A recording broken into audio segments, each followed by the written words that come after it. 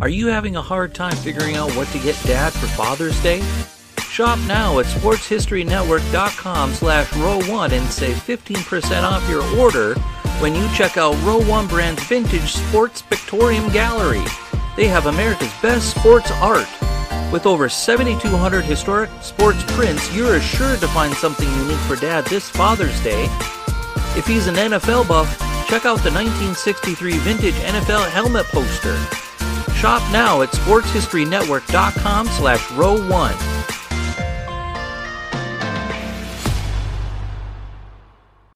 This podcast is part of the Sports History Network, your headquarters for the yesteryear of your favorite sport. You can learn more at sportshistorynetwork.com.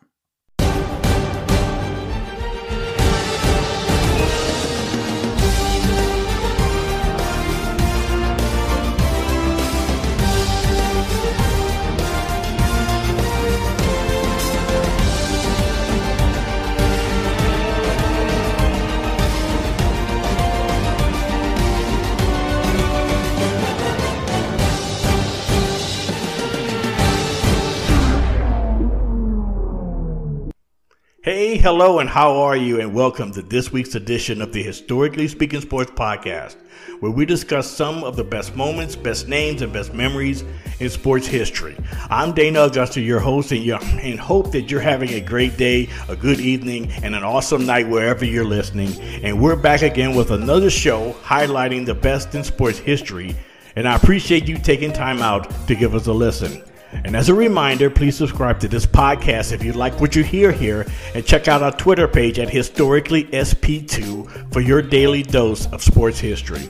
This is a special episode of the Historically Speaking Sports Podcast where we're going to be talking about rivalries, and more specifically, rivalries in college football. Now, in our opening segment, we'll be talking to the Dean of Sports Knowledge here at the Sports History Network, Darin Hayes, the host of the Pigskin Dispatch. We'll be talking about one of the most legendary games in the history of college football, a game known simply as the game of the century, which was between two bitter rivals, Nebraska and Oklahoma, that took place 50 years ago this past week. And following that will be our top five. And in this show, we'll be ranking the 5 best college football rivalries. And finally, in our shout out, in our rivalry edition, we'll be highlighting a rivalry that is very near and dear to my heart. And it's not only between two football teams, but it's also between two marching bands, as well as a cultural celebration that is synonymous with my home state. So sit back, relax, and turn up the volume. This is the Historically Speaking Sports, a member of the Sports History Network. The Pigskin Tales podcast is all about the lesser-known pro football players. Yes, there are stories about the ones we know, like Brad Tarkenton and Harold Red Grange. But have you ever heard of Ernie Nevers? How about Dave Osborne or even Grady Alderman? These men created their own path to the NFL. How did they do it? Listen to the Pigskin Tales podcast, now streaming on your favorite music platform. Go to pigskintales.com.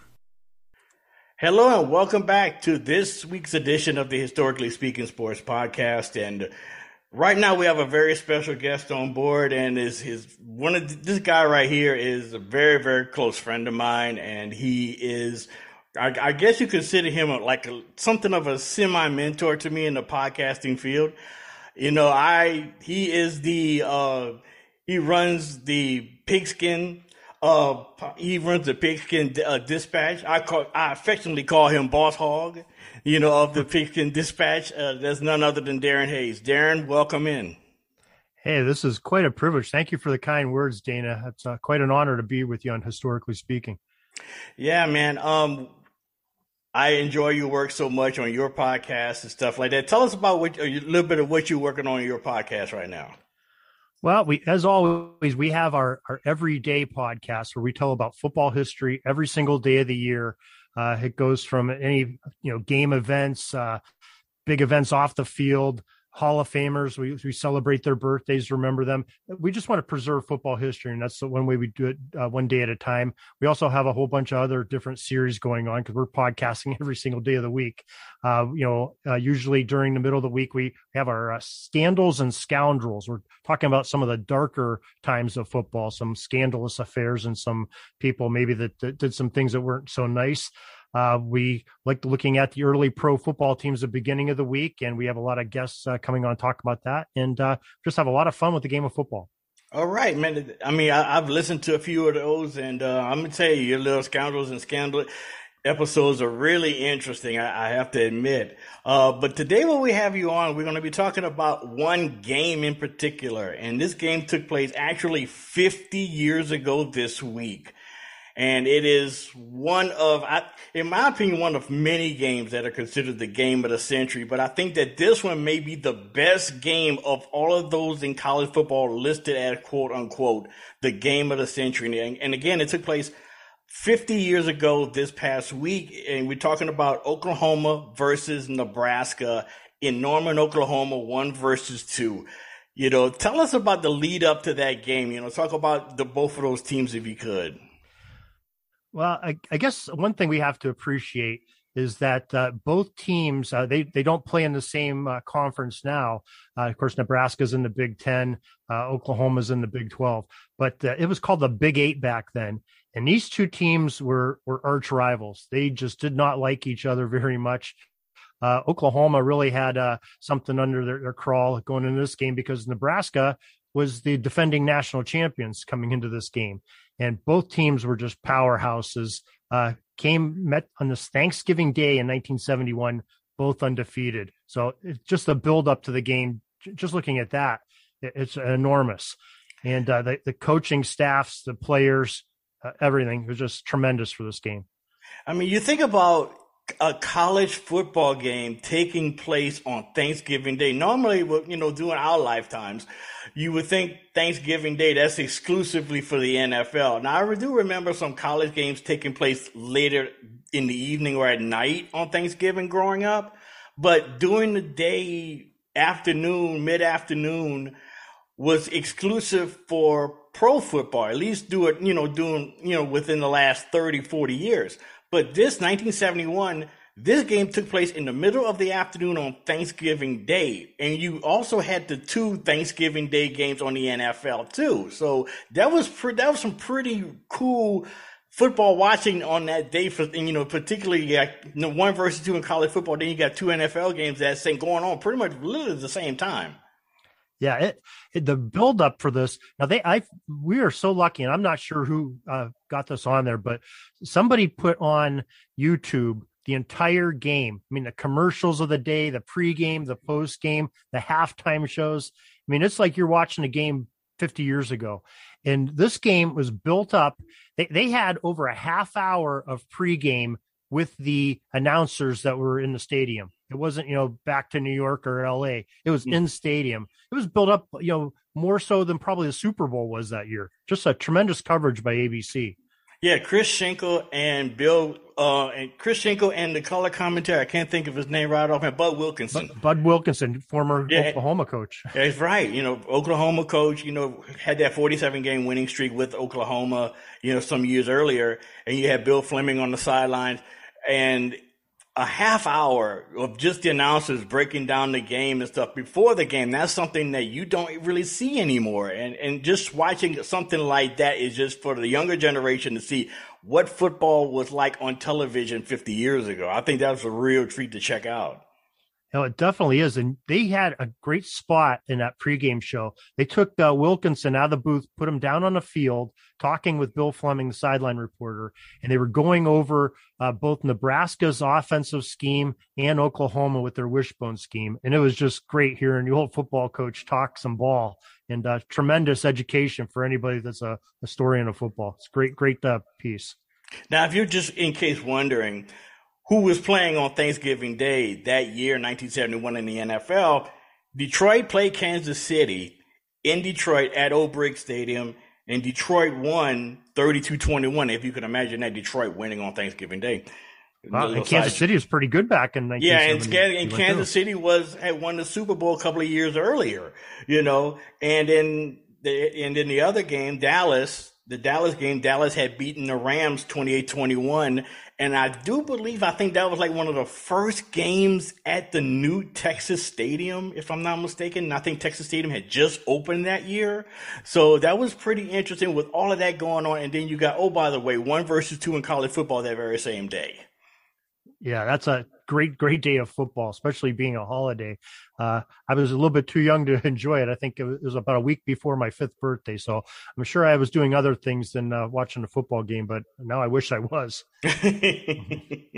Well, Nebraska and Oklahoma.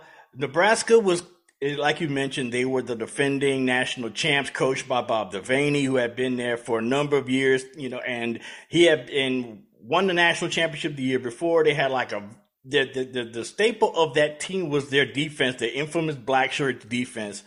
Talk about that Nebraska team if you could. Well, I guess if you're going to start talking about the defense for Nebraska that year, you got to talk about the big guy in the middle because, again, ABC did something that I don't know if I've ever seen a player highlighted as much. They had a camera dedicated to Rich Glover, who they called middle guard back then. We would call it a nose tackle or maybe a 2 technique. He was playing a little bit, off the center. And boy, this was a man's man in the middle. He was just causing disruption all day long up the middle. Poor Greg Pruitt. He was, the catalyst, the running back out of that wishbone for Oklahoma. He kept trying to run A gaps, and Glover was just all over him. But Glover was featured because he had another All-American right across from him at center for Oklahoma. They had Brahaney, and Glover, I think, pretty much got the better of Brahaney too. Just a tremendous defensive stand by Nebraska, and really led by Rich Glover. That Nebraska had 7 first-team All Big 8 selections and 4 All-Americans. You talked about Glover on defense, which was pretty much the control tower, if you will, of that defense. You had, several other great players. You had 4 All-Americans on that team. And then on offense, you had Jeff Taggy, the quarterback, and tailback Jeff Kinney, and then the explosive Johnny the Jet Rogers, who was in the running for the Heisman Trophy that year. Yeah, he didn't win it that year. He won it the following year, but that's right. He really put some great showmanship on display. And I'm sure we're going to be talking about him and some of his plays, especially the punt return he had was just phenomenal. I don't know if I've ever seen a punt return any better than Johnny Rogers returning. Yeah, they called him the Jet, Johnny the Jet Rogers, and he had one of the greatest, people say that might be one of the greatest punt returns in the history of all of college football. When he got loose in the first quarter, which was actually the first score of the game, happened early part of the first quarter. Yeah, I mean, I think I counted 4 Oklahoma defenders around him when he caught the ball. And one made contact within a half second of him catching the ball. He shakes that tackle, starts running to his right, and then another Oklahoma defender is about ready to bury him, and he jump cuts to his left and just takes off and turns those afterburners on, gets to the sideline, and he's gone. There was one controversial block that people still talk about on that play. And as I'm a former official, so I look at things pretty closely on that. And I think it was a good no call. I think you had a player for Oklahoma that was facing his blocker, and he turned at the last second. The defender, the blocker for Nebraska hit him, and he fell forward towards Rogers. I think that was a good no call on that. And then Oklahoma had the aforementioned Greg Pruitt and the wishbone.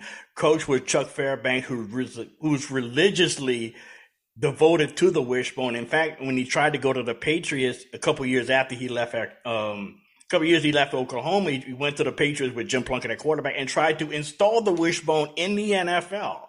And it didn't really work all that well, but Chuck Fairbanks, pretty much known throughout history as something of a defensive coordinator, defensive type, but he loved the wishbone and he loved the running game, and that was evident right there with this Oklahoma team.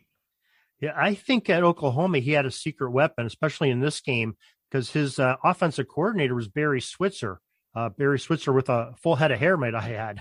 And yes, Switzer, I think, was the real statistician or strategist. I can't get that out of my mouth on this wishbone offense, because they had a really gritty quarterback in Jack Mildren, outstanding back in Greg Pruitt, who's most famously probably the Cleveland Browns when he went to the NFL, and they just had some beasts at running back with them. Just going into this game, this wishbone offense, Pruitt had 150 rushes for over 1,400 yards. Mildren, the quarterback, 153 rushes for over 1,000 yards.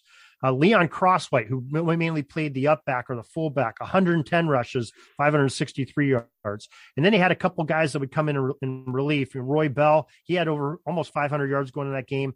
And Joe Wiley, who had over 300 yards coming in that game.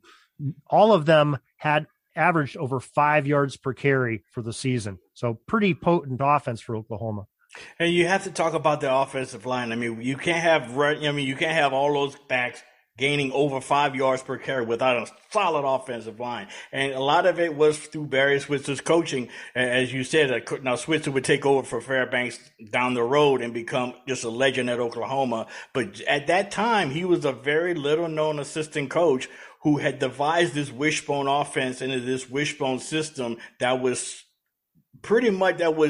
outstanding and put Oklahoma back on the map as far as like a college football power, because they had been down for a couple of years, before this game.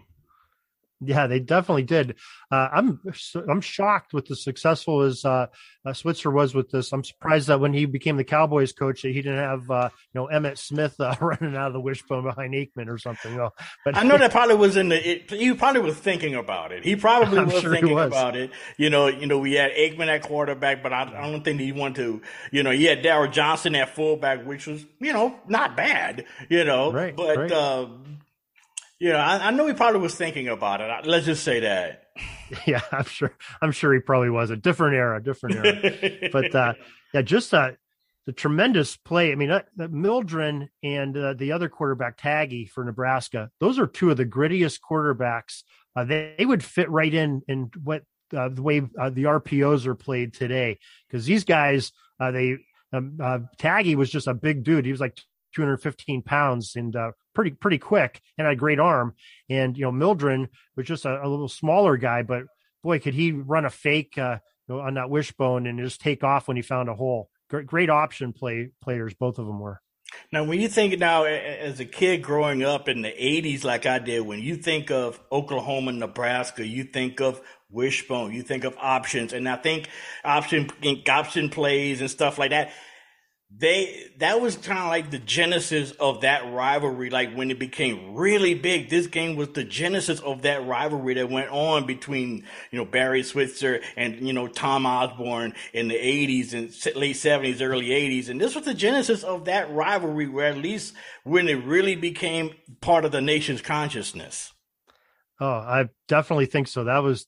I think that really took college football, especially televised college football, into a new era. Just with some of the things that we talked about earlier that ABC did, and there's a couple other things I'd like to discuss here in a second. But what they did with the football game really spread into the pro game, I think. And like you said, these players and these great offensive systems, these great defensive players and defensive systems, and these outstanding coaches really transformed this game and helped college football really take off into a new generation. Yeah, you was talking about some other things that you had seen, while watching this game. What were some other things that you've seen that was like, wow, I didn't know they were doing that back then? Well, if we look at it, think about it, this is 1971. The graphics that ABC kept popping up on the, we wouldn't call them graphics now, but whatever it was, the white letters that would pop up on the screen. I think that was fairly new technology, and they might have put like a score every once in a while, but they were putting, yards rushing in the first quarter, and the teams, what their statistics were, the quarterback stats for the game. They would pop that up throughout the game. They'd throw the lineups at the beginning of each half up, who the starting linemen were, and everybody like they do now. But that was pretty new technology for television. It wasn't the first game they did it on, but it wasn't more than a few years old. at that time. So that's one thing that they did. Whenever I see games like that, games from back then, those old games, I remember watching Michigan, the famous Michigan-Ohio State game from '69. And I remember watching that game once. And the graphics that they show now to say my 16-year-old son, he'd look at it and say, that looks like prehistoric. It looks like something that I could do on Photoshop or something. But back then, that was like cutting edge technology. That was like, oh, wow, I didn't know they would do that, And watching old games like that, it just gives you a little sense of nostalgia when you see, when you see stuff like that. And then you mentioned that they had some of the old vintage commercials doing that. Whoever did this, kudos to them, because I wouldn't mind just going back just to see the commercials from back then, what they were doing. But, but the game itself was rather exciting. It was a back and forth struggle between Oklahoma and Nebraska. Yeah, it definitely was. Like we said, they opened up the scoring on that Johnny Rogers punt return. Yeah. And 72-yard punt return. Remember, that was the first score of the game, early part of the first quarter. Yeah, and if you get a chance to watch that highlight, if they during the game they show Rogers gets in, he's standing in the back of the end zone, his teammates come down to celebrate with him. Just a little touchdown dance he does, which weren't very common back then. Just tremendous, great showmanship on it. I really enjoyed that part of it too. Mm-hmm. Just those little things. But Johnny Rogers, man, what a stud returner he was, and a pass catching threat he was during this whole game too. But I was equally impressed the way Oklahoma came back, though. They came back, I believe it was the next series after that touchdown by Nebraska. And, I'm sorry, they went on a drive and kicked a field goal their next drive. They did. But it was right in the near the beginning of the second quarter, they went on an 80-yard, 13-play drive and just really featured that wishbone. And I think what they were doing, their strategy was they knew Glover was going to be a problem, and Brahaney just wasn't handling him all the way. So what they did is they ran that option, and poor Greg Pruitt, like I said, they'd run a couple of plays with Pruitt up the middle. Glover would stuff him, and then Mildren would fake one to Pruitt, fake the pitch, and just take off, off tackle, and get some good gainers there. Mix in a couple passes here and there, and boy, they were really potent offense. Yeah, you talked about Mildren. He had 2 rushing touchdowns. There were actually 3 rushing touchdowns in this game. And Jeff Tagg and Jeff Kinney, the other quarterback, could have been the MVP of the game if you really think about it. Oh yeah, Kinney, boy, he was just a downhill runner. He was like a Larry Zonka type almost. And he played quarterback. That's the thing. He was a big quarterback. At least for the time. Well, in this game, he was playing a halfback. He's playing half. Okay, yeah, okay. Yeah. They had Taggy playing quarterback. Yeah, that's right. Equally big in size, but Taggy had some great runs too, because they were running some option. They weren't running wishbone, but they were running some straight up option. And boy, Kinney was getting stuffed at first because Oklahoma had some great defenders. I don't know if we got a chance to talk about Oklahoma's defense yet, but they had the first of the Selman brothers. That great run of Selman brothers. Lucius. That's right, Lucius. Yeah, Lucius was. He made his name be said a few times by Schenkel on that, and just some of the other great defenders that they had. Going into that game, it was just a tremendous. It was not a weak defense by any means. They were equally up to the task that their Oklahoma offense was going into this game. Jeff Kinney has scored 4 touchdowns, but that defense for Oklahoma, and even though the score may not have indicated that it was, a very defensive oriented game, but there was some really serious hitting going on in that game, because you mentioned before that these are 2 programs that do not like each other. They had a lot of animus towards each other. It's Nebraska, it's Oklahoma. It's going to be hard hitting, especially when you have those 2 offenses, those 2 teams, those 2 programs going at it, especially with number 1 versus number 2. Oh yeah, they were just going at it. I mean, that was great to watch. Sometimes you watch games and you're saying, "Boy, I can't wait to watch this offense go against this defense."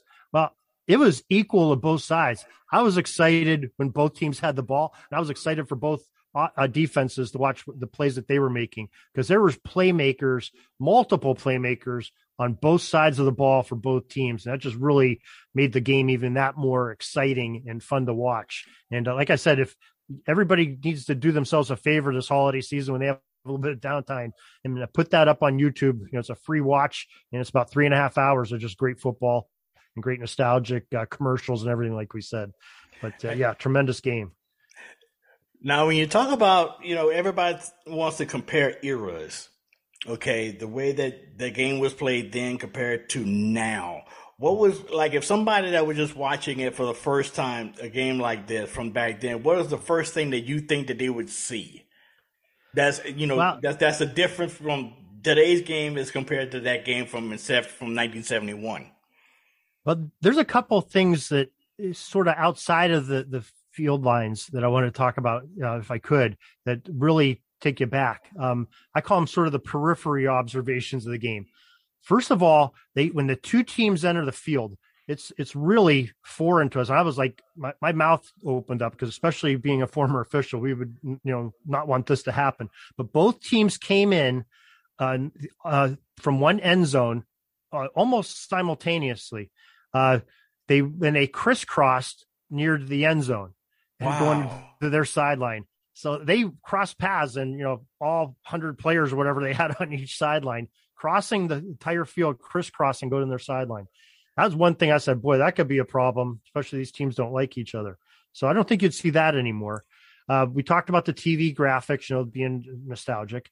There was also a 5-man officiating crew on this game. And you don't really notice it because these guys really did a great job. And there wasn't the passing and the spread formations that we have today. That's sort of what forced nowadays college and pro games have 7 or 8 man officiating crews. These guys did it with 5, and just did a tremendous job. And, just some of the mechanics are outdated, and things that when I started officiating in the mid 80s, it was very similar to the way these guys were doing the game. And sometime around the 90s, when the high school and college games started really picking up, they changed that and went to a bigger officiating crews. But that's some things that you'll probably notice a little bit. But the other thing is what I'm going to call the pageantry, the cheerleaders that they went to quite a bit. I think we had some guys that were interested in the young ladies on the camera crew, but the Nebraska cheerleading sweaters, they look like a combination of rugby shirts and candy striper uniforms. But I thought they were fantastic. The big, bold red and white stripes on it. It looked like somebody took Betsy Ross's flag and cut it up and cheerleading. But they're outstanding. I love them. I love them. And then Oklahoma's sideline, their cheerleaders, they had their traditional cheerleading outfits on, but it must have been a chilly day, because they had although the ladies had white earmuffs on, like white fuzzy earmuffs. And it was just really stood out, and just aided in the pageantry of the game. And I thought it made it that more exciting with all the colorful spectacles like that to see. Yeah, I was I noticed that when I watched it one time before, that it was a pretty cold and pretty blustery day. In fact, I was talking just a while ago to Ray Durbin, and he said that he actually attended that game.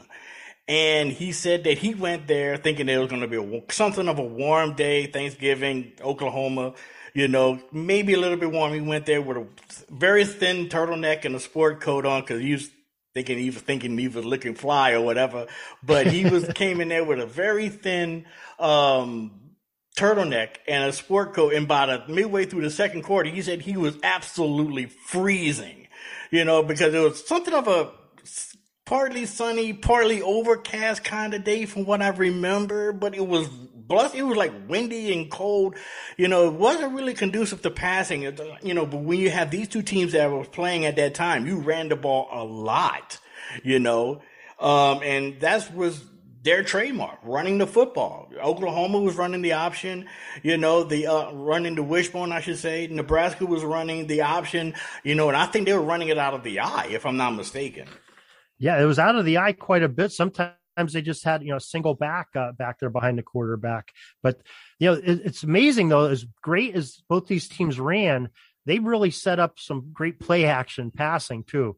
I believe Mildren ended up having 2 touchdown passes to the gentleman number 12. I forget. John Harrison. John Harrison. I mean, tremendous plays to him. And of course, Johnny Rogers caught some great pass plays from Taggy that kept his team moving too. So the run really set up some great passing opportunities for these teams. Okay, now let's fast forward to the fourth quarter here.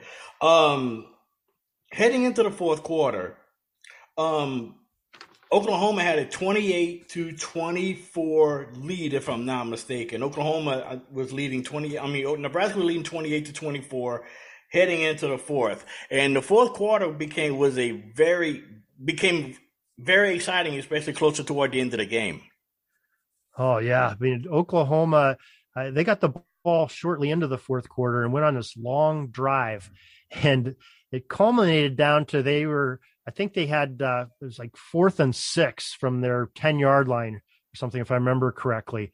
And, it was pretty dramatic. It was like 7 minutes left in the game. They knew they didn't want to kick the field goal because they're down 4. You're not sure if you're going to get the ball back because Nebraska eats up some clock too with their offense. Yes. And that's where one of those Mildren passing touchdowns to our number 12 there on 4th and 6. Yeah, John Harrison. That was some big kahunas to run a play like that, especially when you're a running offense. It was a 16-yard pass from Mildren through to John Harrison, making the score 31-28 in favor of Oklahoma. Yeah, that's I think right around 7 minutes left on that, and then Nebraska gets the ball, and you just start seeing them just start pounding out yardage and churning yardage. Oh boy, something good's happening here. And there was a couple close plays in that last drive by Nebraska where Oklahoma thought they recovered fumbles. Yeah. And but again, they the slow motion even of that day, especially there was one down by the goal line that Nebraska had inside the 5. I think it was like a play before their scoring play, and definitely Kinney's knee was on the ground when the ball came out. So great call by the officials. They were all over that. And wow, I was on the edge of my seat, and I even knew the result of the game.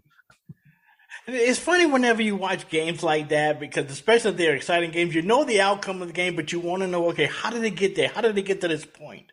And that's one of the things that I'm drawn to in like games like that, because you already know who won, but you've kind of like, okay, let me check out and see how it turned out. And you're like, okay, well, why did they do this? Or they check that out, that sort of thing. And that's one of the reasons why I'm drawn to, these types of games and watching these games, afterwards, because 1971, not to show my age, but that was 2 years before my birth. So, but at the same time, I've read and watched so many things about this game, because I think that college football in the 1970s for me is like nirvana. It's like, I love like that old school smash mouth football, especially college football playing, from the 1970s. It was like a lot of run, very few passes, smash mouth, old school football. And that's what you saw in this game right here. Yeah, you definitely did. But I think Nebraska scored and took the final score, made the score 35-31 with about 1:20 to play. So Oklahoma got the ball back. Now, if you're watching this whole game, you got to flash back to the end of the first half where Oklahoma was down by like 10 points, and they got the ball with like 33 seconds left, somewhere in their own territory, 25-yard line, let's say. And they went down and scored a touchdown right before the half. And so with 1:30 left in the fourth quarter, people had to be sitting there saying, oh my gosh, Oklahoma can do this again. They're only down 4 and get this touchdown. They scored quick on this great Nebraska defense in the first half. Well, Nebraska, and especially Mr. Glover, they stepped up, and on, I believe, second down and third down, they came up with 2 gigantic sacks that really put Oklahoma in a hole to go for it. It was like 4th and 26 on the 4th down play, and they batted that ball down. So just a great ending to the game too. People were on the edge of their seats, I'm sure. Now, that was not the season finale for both of these teams. They still had one regular season game left before they were going to the bowl games. Now, back then, they already knew what bowl games they were going to, both of them. Okay. Nebraska had already clinched their ticket to go to the Rose Bowl to play Alabama, which was very interesting because Nebraska was going to play Alabama in the Orange Bowl, and Oklahoma was going to go to New Orleans to play Auburn in the Sugar Bowl. Now, wouldn't that be that would have been like an awesome top four if they would have had that back then, because Alabama played Auburn that same week, and then Oklahoma played Nebraska that same. Man, can you imagine the scheduling on television if they had the scheduling back then? If you had those two games, like Oklahoma, Nebraska, then like the following day or whatever, the Iron Bowl. I mean, come on, you can't get anything better than that. And all four teams were undefeated at that point. Exactly, that's what I'm saying. Yeah, four of the top five, right in those two games. Yeah, and by the way, Auburn's quarterback won the Heisman. Yeah, Pat Sullivan, he won the Heisman that year. So that was some really must-see TV that weekend, must-see college football that weekend in 1971. And Nebraska would end up finishing the season by blowing out Hawaii, 45-3, and then Oklahoma would blast Oklahoma State in that final in Bedlam, and I think the game was in Stillwater, if I'm not mistaken, that year. But as a postscript, Nebraska would move on to play Alabama in the Orange Bowl, trying to win their second consecutive national championship. Yeah, just a great season for Nebraska. But Oklahoma, let's not forget, I mean, they played Nebraska tough, but they played 5 top 20 teams that season in their 10-game season during the regular season. The number 17 USC early in the season, number 3 Texas, number 6 Colorado, of course, number 1 Nebraska, and number 5 Auburn in the postseason. I mean, that's when half your schedule's in the top 20 of the 100 and some teams in Division I football at the time. That's a pretty hefty schedule to have to play. And finish with only 1 loss. Right, to the number 1 team. And finish with only 1 loss. That's amazing. And then Nebraska clinched their second consecutive national championship by beating Alabama, beating Bear Bryant and Alabama in the Orange Bowl. Yeah, and Oklahoma, I mean, really offensively, I think they had almost like 100 yards more of total offense than Nebraska. But Nebraska's defense came up big with 3 fumble recoveries. And that was another interesting thing. There was the first fumble recovery Nebraska picked up and took into the end zone. But at the time, the rule was that the defense couldn't advance a fumble.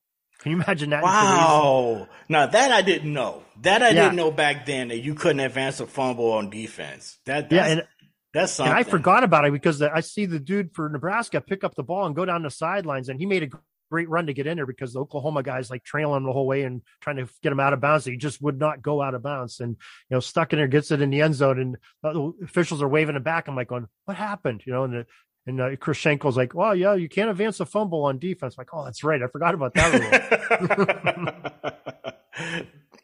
But that was the game of the century, man. Oklahoma, Nebraska, which start off a lot of great memories for me growing up, watching Nebraska, Oklahoma. But of course, it was years later with Tom Osborne going up against Barry Switzer, but the offenses had never changed. It was pretty much the same type of offense that I grew up watching in the 80s, but the genesis was in 1971 with this game known as the game of the century. Darin, I really appreciate you coming on, man, for reminiscing about this game here that took place 50 years ago. And you're welcome to come back at any time, man. Dana, it was quite my pleasure. And the invite goes both ways, my friend. You're always welcome to come into the pig pen too. So thank you very much for inviting me. All right. And we'll be right back right after this.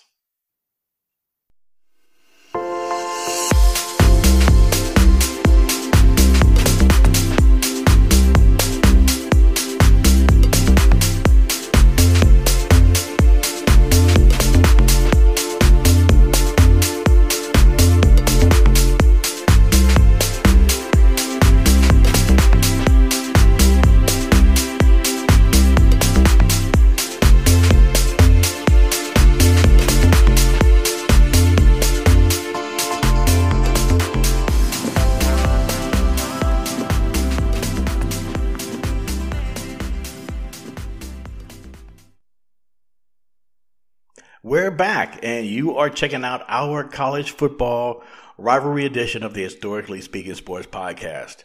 You just heard from the host of the Pigskin Dispatch, Darin Hayes, talking about the 50th anniversary of the game of the century between Nebraska and Oklahoma, taking place in Norman, Oklahoma in 1971.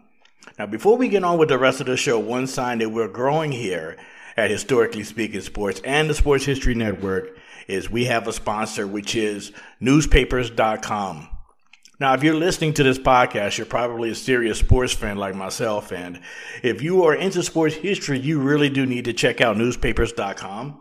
At newspapers.com, you get access to over 640 million pages and more worth of news from the United States, from Canada, England, Scotland, dating back to going all the way back to 1798 and from that point on.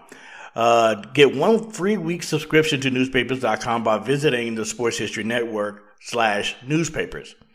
And with the paid subscription, you'll also be helping to support the production of this and other Sports History Network shows. Remember, sportshistorynetwork.com /newspapers is the link that you need to follow. Also, check out our Twitter feed at historicallysp2 for your daily dose of sports history. And also, you could drop us a line or two at our email at historically.speaking.sports@gmail.com. And finally, don't forget to hit that subscribe button wherever you hear this podcast so you can get new episodes every week or whenever they come out. At this point of the show is our top 5. And usually we talk about the top 5 moments in sports history from the week that was. Yet we're going to do things a little bit different in this episode. This week, we're talking about rivalries. And this episode's top 5 would deal with the best football rivalries in college. And each one of these historic rivalries have been at one time or another decided the national champion. So, without further ado, here is the top 5 college football rivalries. Number 5, Texas versus Oklahoma, known as the Red River Shootout. Now, these two teams first played each other in 1900, and the rivalry has been renewed annually and uninterrupted since 1929, for a total of 117 games as of this year. The rivalry is commonly referred to as the Red River Shootout, or in some cases the Red River Rivalry, or the Red River Showdown. The game has been played on the second Saturday in October since 1934, with the exception of 2018. Since 1932, the game site has always been the Cotton Bowl inside Fair Park in Dallas. The winner is the regular season matchup. The winner of this season matchup, receives the Golden Hat, which is a gold 10-gallon hat formerly of bronze. Now, the trophy is kept by the winning school's athletic department until the next season. The Longhorns leads the overall series 62, 50, and 5. Number 4, Notre Dame versus USC. The Notre Dame-USC rivalry is customarily played on the Saturday following Thanksgiving Day when the game is played in Los Angeles, or on the second Saturday of October when the game is played in South Bend. The two teams began playing each other in 1926 when the Irish defeated the Trojans 13-12.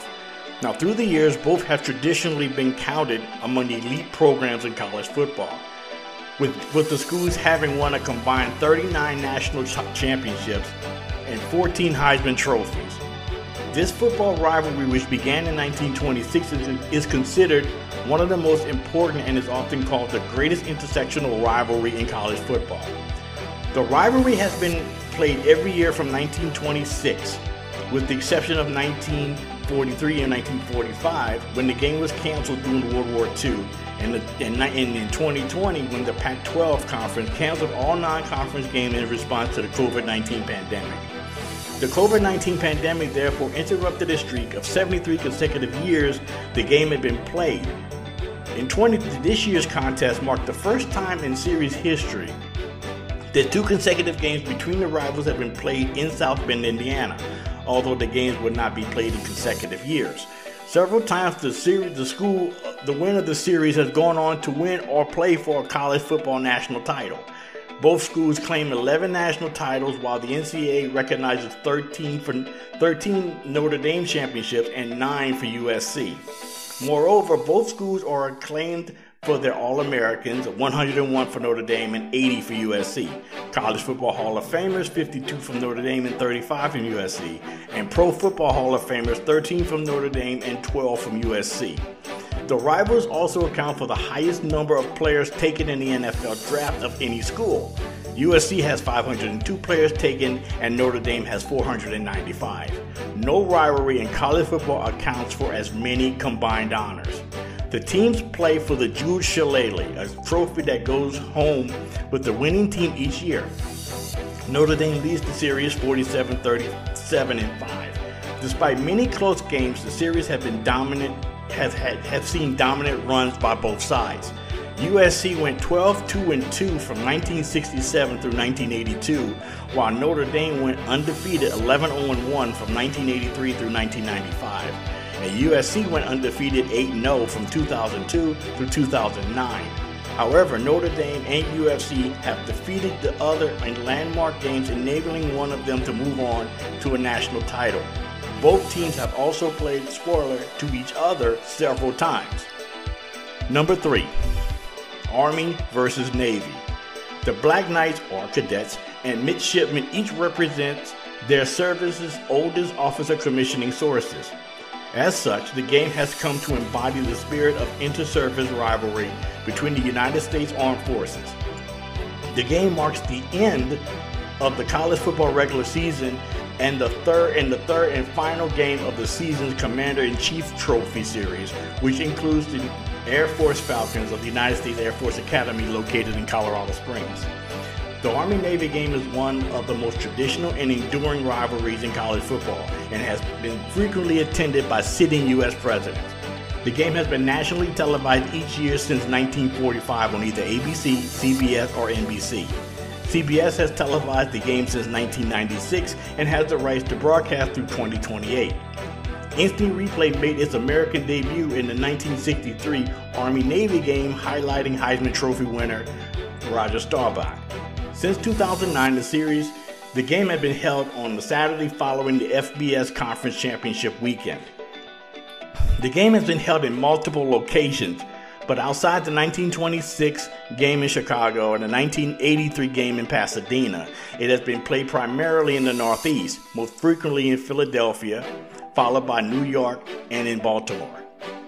Through the 2020 meeting, Navy leads the series 61-53-7, and the rivalry between Annapolis and West Point, while friendly, is intense. The phrases "beat Navy" and "beat Army" are ingrained in the respective institutions and have become a symbol of competitiveness, not just in the Army-Navy game, but in the service of the country. The phrases are often used at the close of informal letters by graduates of both academies. A long-standing tradition at the Army Naval football game is to conduct a formal prisoner exchange. As part of the pregame activities, the prisoners are the cadets and midshipmen currently spending the semester studying at the sister academy. After the exchange, the students have a brief reprieve to enjoy the game with their comrades. The American National Anthem is sung by members of the United States Military Academy and the United States Naval Academy choirs, and at the end of the game, both teams' alma maters are played and sung. The winning team stands alongside the losing team and faces the losing academy students. Then the losing team accompanies the winning team facing their students. This is done in a show of mutual respect and solidarity. Since the winning team's alma mater is always played last, the phrase "to sing second" has become synonymous with the winning of the rivalry game. Number 2, Michigan versus Ohio State. Simply known as the game, both teams are considered to be among the most successful in NCAA Division football. It has gathered profound national interest as many of the games determined Big Ten, and many of the games have determined the Big Ten Conference title. In 2000, the game was ranked by ESPN as the greatest North American sports rivalry ever. The team first met in 1897, and the game has been played annually and uninterrupted from 1918 until 2020, when it was not held due to the coronavirus pandemic. The game has been played at the end of the regular season since 1935. And then since 1918, the game site has alternated between Columbus, Ohio and Ann Arbor, Michigan. It has also been played in Ohio Stadium since 1922 and Michigan Stadium since 1927. Through 2010, Ohio State and Michigan have decided the Big Ten Conference Championship game between themselves on 22 different occasions and have affected the determination of the conference title an additional 27 times. For many years, the game aired on ABC, usually at the 12 p.m. Eastern time slot, and for many years, ESPN College Game Day has originated that weekend from the game site. Beginning with the 2017 season, the game aired on Fox as a result of that network acquiring the Big Ten's Tier 1 rights in their most recent broadcasting contract. On game day, competitor Big Noon Kickoff originates from the game site, and in 2021, ESPN and Fox's pregame shows both originated at the same time from Ann Arbor. The height of the rivalry between the Michigan and Ohio State was called the 10-year war between Ohio State coach Woody Hayes and Michigan coach Bo Schembechler from 1969 through 1978. The 10-year war was a series of college football games in the Michigan-Ohio State rivalry, and the game pitted those two coaches who are both college football Hall of Famers. In most contests, the Big Ten Conference Championship and a trip to the Rose Bowl were at stake. The rivalry between the two kicked off in dramatic fashion as the Wolverines upset the top-ranked Buckeyes 24-12 in one of the biggest upsets in college football history, and it was done on national television to give the country its first taste of this intense rivalry. In 1973, both teams entered undefeated, with the winner guaranteed a trip to the Rose Bowl. The rivals played to a 10-10 tie in Ann Arbor, and on November 24th, and the athletic directors of the other Big Ten institutions were forced to vote on the Big Ten representative for the bowl game. In a secret ballot, Ohio State won the vote, to the outrage of Michigan athletic officials and fans. Schembechler argued that Michigan was robbed of its on-the-field achievements, and for months afterwards, Ohio State newspapers were flooded with angry Wolverine letters and threats of lawsuits. Woody coined the phrase, "that state up north," or "that team up north," so he would not have to say the word Michigan. He was famous for his intense hatred of all things Michigan. During the 10-year war, Ohio State and Michigan shared the Big Ten title 6 times. And between 1976 and 1978, Michigan won the game each year, and Ohio State failed to score a touchdown in each of those contests. The quote-unquote war ended in 1978 when Woody Hayes was fired at the end of the season after he punched a Clemson player in the throat during the Gator Bowl. In 1978, the game was won by Michigan 14-3, giving Schembechler a record of 5-4-1 against Hayes. Overall, Michigan leads the series 59-51-6, with their last meeting taking place this past weekend, with Michigan winning 42-27. And number 1, Auburn versus Alabama. This series is considered one of the most important football rivalries in American sports. As the rivalry, which started in 1893, was played for many years at Legion Field in Birmingham, Alabama, in Birmingham, Alabama. The name Iron Bowl comes from Birmingham's historic role in the steel industry. Auburn coach Shug Jordan is credited with actually coining it when he was asked by reporters in 1964 how he would deal with the disappointment of not taking his team to a bowl game. He responded, "We've got our bowl game. We have it every year. It's the Iron Bowl in Birmingham." Alabama has a winning record against all Southeastern Conference teams and leads the series with Auburn 47-37-1. The rivalry has been one of the most heated in college in all the country. It is all the more heated because the two schools have been among the nation's elite teams for most of the time since the 1950s. Then together, they account for 36 SEC titles, 28 by Alabama and 8 by Auburn. Both of those are among the winningest programs in major college football history. Alabama is third all-time in total wins among Division I FBS schools, while Auburn is 13th. Some of the most notable games in NCAA history took place in this rivalry. In 1964, it was the first Iron Bowl broadcast on national television, led by Hall of Fame quarterback Joe Namath led Alabama to a 21-14 win over Auburn. In 1967 was the first night game in the series. Thunderstorms that soaked Legion Field, making the field extremely muddy, and the game was frequently stopped to clear raincoats and other wet weather gear from the field. Late in the game, Alabama quarterback Ken Stabler ran 47 yards for a touchdown to give Alabama a slim 7-3 victory. This run became known in Alabama lore as the Run in the Mud. In 1972, down 16-13 late in the game, Auburn blocked not one, but two punts and returned both of them for touchdowns, leading to an improbable 17-16 Auburn win, coining a new phrase among Auburn fans, Punt Bama Punt. In August of 2010, ESPN had ranked this game the 8th most painful outcome in college football history. In 2010, number 2 Auburn defeated number 11 Alabama 28-27 in Tuscaloosa after erasing a 24-0 deficit, the largest comeback win in series history, led by Auburn's Heisman-winning quarterback Cam Newton. The comeback preserved Auburn's undefeated season, which eventually resulted in Auburn's second national championship. And finally, in 2013, with 1 second remaining and the game tied at 28, Alabama's freshman kicker Adam Griffith attempted a 57-yard potential game-winning field goal. The kick fell short, and Auburn quarterback Chris Davis caught the ball at the back of the end zone and returned it 109 yards for the game-winning touchdown as time expired, and what became known as the Kick Six. In 2013, the 2013 Iron Bowl won the ESPY award for the best game of the year in any sport, and that final play by Davis won the ESPY award for the best play of the year. For much of the 20th century, the game was played every year in Birmingham, with Alabama winning 34 and Auburn 19. 4 of those games were played in Montgomery, and each team winning 2. But since 1999, the games have been played either at Jordan Hare Stadium on the campus of Auburn and every odd number year, and at Bryant-Denny Stadium in Tuscaloosa for every even number year.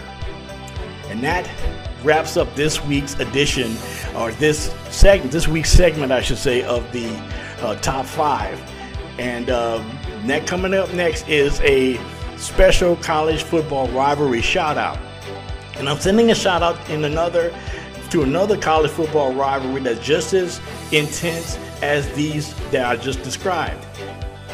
But in addition to the intense rivalry on the field between these two teams, the rivalry extends to the marching bands as well. It is also a rivalry that I have personally been exposed to in one way or another my whole life. Stay tuned.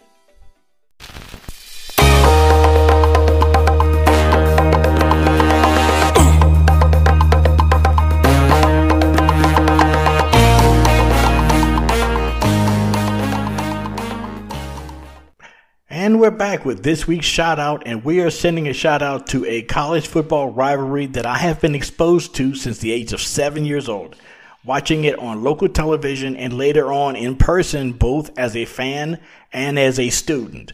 And of course, I'm talking about the rivalry known here in the South as the Bayou Classic. Now, the Bayou Classic is the annual college football game between Grambling State University and Southern University. First held under the name Bayou Classic in 1974, where the game was played at Tulane Stadium in New Orleans, although the series itself actually began back in 1932. It is the best-known annual game and rivalry in historically black college and university football and was nationally televised in the United States by NBC from 1991 through 2014. But since 2015, it has aired on NBC Sports Network. The Bayou Classic is the only NCAA Division I football championship subdivision game to be shown regularly on broadcast television. Fans have been known to refer to it as the Black Super Bowl, although that name is not used in any official capacity by either school because of the NFL's restrictions on the use of the term Super Bowl. Both schools typically forego the FCS playoff eligibility to participate in the Bayou Classic. Now, the game is one of 2 black college football classics to be associated with Thanksgiving weekend. The other is the older Turkey Day Classic between Alabama State and Tuskegee. One of the many activities held in conjunction with the game is the two-part Battle of the Bands, where both universities' marching bands, Grambling's world-famous Tiger Marching Band and Southern's Human Jukebox perform. Following the Greek Step Show, the two renowned bands stage elaborately choreographed performances on Friday night before the game. The final part is held during the game's halftime show. Now, there is no official judge for the Battle of the Bands, but fans would annually argue on who won the Battle of the Bands hours and days after the game, and in some cases, years after. Since 1992, members of South Louisiana's Naval Reserve Officer Training Corps, the NROTC, run with the game ball from Southern's campus in North Baton Rouge to the Superdome in downtown New Orleans for the annual Bayou Classic Motivation Run. The event happens the day before the game begins and is approximately a 100-mile run that takes between 8 to 10 hours to complete. Members of the NROTC take turns running with the ball while a police escort follow them along the way. Other activities include a press conference, a golf tournament, a coach's luncheon, a concert, tailgating, fashion show, pep rally, alumni functions, college recruitment fair, a Thanksgiving Day parade, and a job fair for graduating students of both schools. Now, since being called the Bayou Classic, both teams are tied with 24 wins apiece. Notable players have played in the game that are known throughout the history of the game, such as future Super Bowl MVP Doug Williams, as well as the likes of Buck Buchanan and Charlie Joyner for Grambling, and Aeneas Williams, Mel Blount, and Harold Carmichael for Southern. Now, as a kid growing up in Louisiana, you could always tell when it was Bayou Classic time, even in church, where all of the fans from Grambling would sit on one side and the Southern fans would sit on the opposite side. This rivalry goes really deep here in Louisiana, even in church. And that concludes this week's edition of the Historically Speaking Sports Podcast. I'm really, really grateful and happy that you were able to join me here on this episode. And please don't forget to subscribe wherever you hear this podcast. And not to mention, check me out on Twitter, which is my Twitter handle is historicallysp2. And for daily drops of sports knowledge that I may bring to you from time to time. So I'm once again glad to have you around, glad to have you on board for this episode of Historically Speaking Sports. And until next time, see you around.